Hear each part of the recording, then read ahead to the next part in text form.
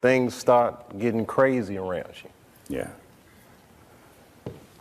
And my 24th birthday was coming on August the 24th, and I said, this is going to be a big one.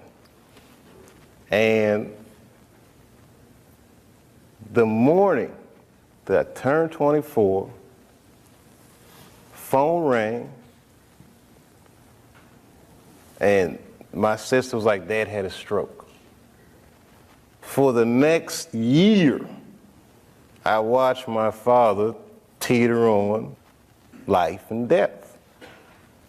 And it was just all this stuff, man. Like Dad was dying, the Half-Baked didn't come out the way I wanted it to come out. I was real upset about that.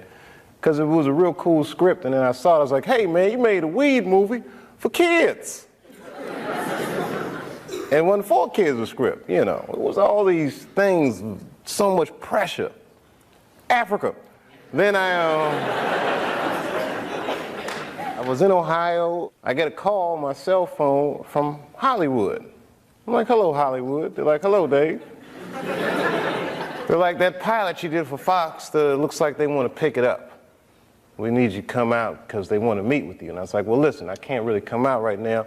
Got a real bad situation at home. Can we talk about this on the phone? No, they would rather meet with you in person. But you know, like the horror that they turned us into, I jumped on that plane and left my father's bedside, which I regret to this day. And I went out and I sat with these people in this room. And if you can imagine a large circle of people, and I was 12 o'clock, the black dude. Yeah, Dave, we really liked the show, but the pilot episode was about me getting booed off stage at the Apollo. They go, you know, but what are we going to do about it? I mean, there's not really any white people in it. I said, well, it's about the Apollo. It's not really white. Well, you know, we were thinking about the girl on the show. We didn't think she was that funny, not that good looking. I think we should recast her, maybe. And they start using terms like universal appeal. Basically saying they want me to recast a girl with a white woman. I say, yeah, I don't think I can do this, and I quit. On the cover of Variety, Chappelle pulls the race card. The race card. And I get calls from Newsweek, 60 Minutes. Everybody, we want your story. Now I'm scared to death. I'm like Rosa Parks or something. I'm like, I'm not ready for this. I was just venting a little bit. And then, a few months later, Dad dies. And that's hard for a young dude in his life.